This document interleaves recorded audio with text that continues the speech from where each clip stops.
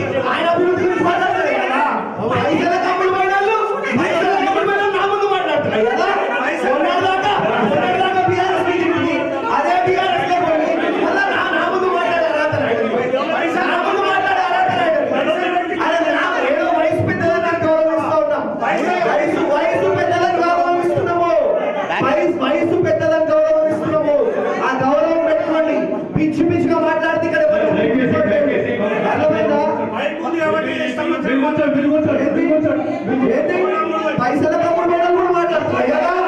పైసలు ఎక్కువ మాట్లాడకు నువ్వు పోయినావు. ఏ డబ్బులు పోలే. మేము టీఆర్ఎస్ పార్టీల టికెట్ డిక్లేర్ అయ్యాక ఫండ్ టికెట్ వద్ద వచ్చిన వాళ్ళ కోసం కొట్లాడు ప్రశ్నించారవుతుంది.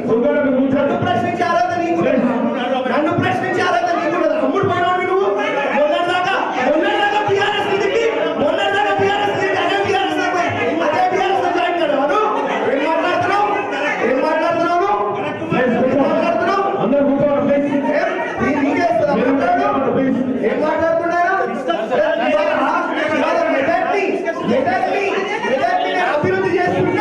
అభివృద్ధిని అడ్డుకోమని చెప్పి పంపిస్తా ఉన్నారు. ఇవాళ అడ్డుకోమని